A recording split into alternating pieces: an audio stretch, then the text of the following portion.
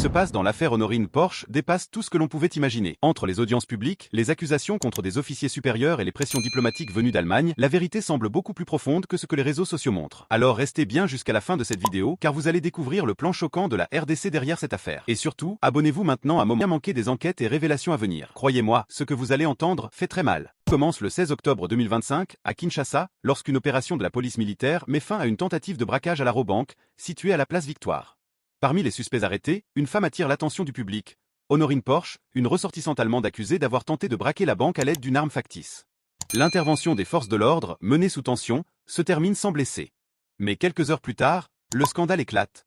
Des vidéos circulent sur les réseaux sociaux montrant Honorine Porsche dénudée, humiliée, entourée de militaires en uniforme. Ces images font le tour du pays et provoquent une onde de choc sur Internet.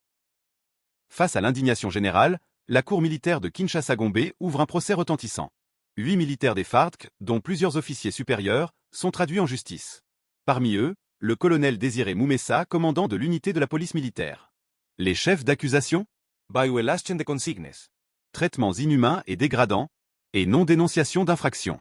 Lors de l'audience du 21 octobre, la Cour a voulu comprendre qui a filmé les vidéos et comment elles se sont retrouvées sur WhatsApp et les réseaux sociaux. Le colonel Moumessa, accusé d'avoir autorisé la diffusion, nie catégoriquement. Selon lui, il aurait seulement filmé Honorine Porsche habillée, dans l'enceinte du camp Kokolo, pour faire un rapport d'urgence à sa hiérarchie. Son avocat, maître Chirac Ngalamouloumé, insiste. Le colonel n'a pas violé les consignes. Il n'a pas filmé sur le lieu du braquage, mais dans son bureau, et il n'a rien publié. Oyo a traîné mwana mwasi na kraka parce que kuna na sima azalaki basi bakangi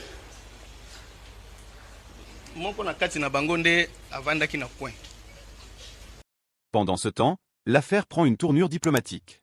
L'ambassade d'Allemagne à Kinshasa condamne fermement le traitement indigne infligé à sa ressortissante, rappelant aux autorités congolaises l'importance du respect des droits humains même en cas de flagrant délit. Cette position met la pression sur le gouvernement congolais, déjà critiqué pour la brutalité de certaines opérations militaires. Face à cette situation, les autorités congolaises veulent montrer qu'elles ne protègent personne.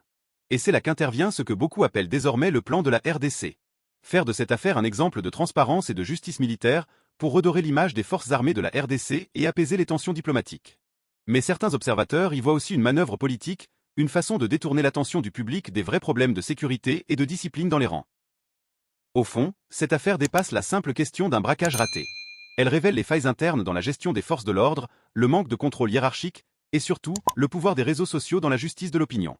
Pendant que le procès continue, la population veut des sanctions exemplaires, tandis que d'autres demandent à comprendre pourquoi et comment une ressortissante étrangère a pu se retrouver au cœur d'une telle scène en plein centre-ville. Et si cette affaire n'était que la partie visible d'un iceberg beaucoup plus grand?